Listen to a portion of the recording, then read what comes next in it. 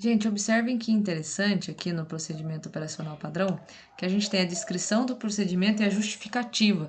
Então, ele indica o que você deve fazer e o porquê que você vai estar fazendo. Então, por exemplo, a primeira coisa que você tem que fazer é desligar todos os equipamentos após a constatação escrita do óbito pelo médico responsável. Tá? Então, aqui já subentende-se que o enfermeiro já prescreveu para você. Então, você vai desligar bomba de infusão, vai desligar o oxigênio, vai desligar o soro, vai desligar qualquer coisa que esteja ligada no paciente. Desligou tudo. Por que você tem que desligar? Para liberar o corpo para a execução do procedimento. Imagina só como é que você vai fazer o preparo do corpo com suporte de oxigênio, ou com acesso venoso, ou com dreno, ou com. Entendeu? Então não pode. Aí você vai higienizar as mãos para reduzir a transmissão, né, de micro-organismos. Não interessa que a pessoa já esteja em óbito, tá? Não é porque ela está em óbito que você vai levar micro-organismos de outro paciente para ela. Reunir os materiais necessários e encaminhá-los à unidade. Para economizar tempo, tá? Colocar a bandeja com os materiais sobre a mesa de cabeceira, nunca sobre o leito do vizinho, tá? Jamais. Facilitar a execução do procedimento. Colocar biombo se necessário. Aí que tá, né? Não é para o seu vizinho ver o preparo do corpo do ex-vizinho dele, tá? Então a gente precisa separar. É ruim tanto para a família do óbito quanto para o paciente, né? E para a família do outro paciente. Isso é extremamente delicado. Então a gente tem que pôr o biombo ali. Pode pedir para o familiar do outro paciente se retirar do quarto, se vê que tem muita gente, que o pessoal tá pescoçando ali, tudo bem. Mas se o familiar estiver quietinho no canto dele ali, não tem problema, tá? Aí vai um pouco de bom senso do momento. Se você ficar diante de uma situação muito complicada, você pode chamar seu supervisor, tá? Por que você tem que pôr biombo? Proteger da curiosidade e diminuir o mal-estar dos outros clientes da enfermaria. Posicionar a cama na horizontal, com a cabeceira levemente levantada.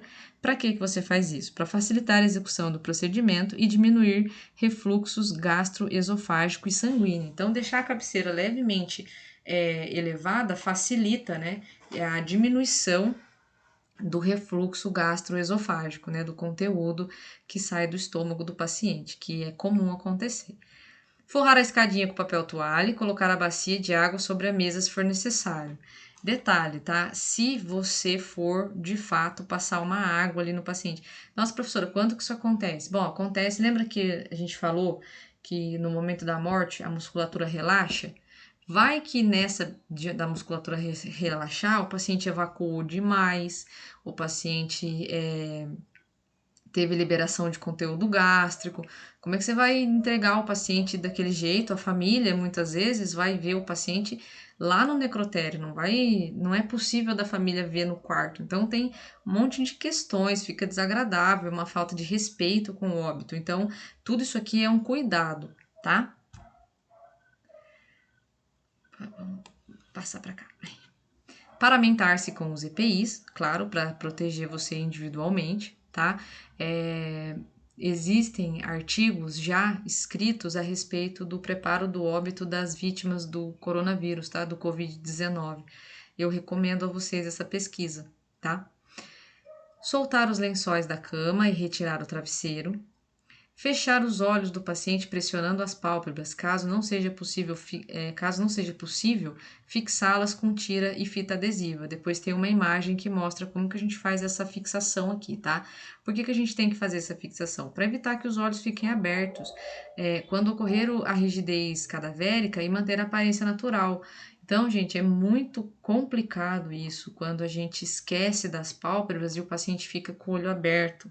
Aí a família vai lá, né, despedir, enfim, vai lá ver o corpo para tomar as providências, o cadáver tá com o olho aberto. Isso é péssimo, tá? Retirar os catéteres, cânulas, drenos com auxílio de tesouro ou bisturi, se necessário, colocando-os em recipiente de descarte. Gente, como nós vamos ver nas próximas aulas, os drenos, né, eles são costurados à pele, tá? Alguns deles, eles ficam costurados mesmos, literalmente falando, o caninho do dreno é costurado na pele. Você vai puxar aquilo? Não, você vai lacerar a pele, vai fazer uma meleca, vai sangrar pra caramba e é uma falta de respeito. Então a gente precisa cortar o fio de sutura, tá? Nem sempre a unidade que a gente trabalha vai disponibilizar um bisturi para você fazer isso, porque o bisturi não é uma peça única. Eu tenho o cabo e eu tenho a lâmina, então são 2 itens, tá? Então, muitas vezes você vai ter que lançar a mão de tesoura mesmo, tá ok? Fazer o curativo oclusivo nos sítios de inserção de dispositivos que estiverem drenando secreções, utilizando gás e fita adesiva. Legal, você pegou, foi lá, tirou o dreno do tórax, que a gente vai ver nas próximas aulas, e vai deixar o buraco lá. Nada a ver, né? Você tem que fazer um curativo oclusivo de forma a tampar aquele buraquinho. E tem que fazer um curativo bem feito. Não vale fazer o curativo ficar vazando, tá? Aspirar secreções naso-orofaríngeas se necessário, tá? E tudo isso é para evitar, né, aquele extravasamento de secreção. Colocar ou reposicionar prótese dentária se houver, tá? Tudo isso é para manter a aparência natural antes do rigor cadavérico. Aqui que já entra naquela questão que aqui em Taubaté a gente não faz, mas você precisa estar preparado, né? Vai que você passa em um concurso aí do outro lado do estado para ganhar 10 mil reais. Então, precisa saber. Tamponar os orifícios naturais do corpo, narinas, ouvidos, região orofaríngea, vaginal ou anal, com algodão seco, por meio de pinça longa, né? Você vai utilizar a pinça para fazer isso, de tal maneira que não apareça o algodão. Tá, tem essa, tá?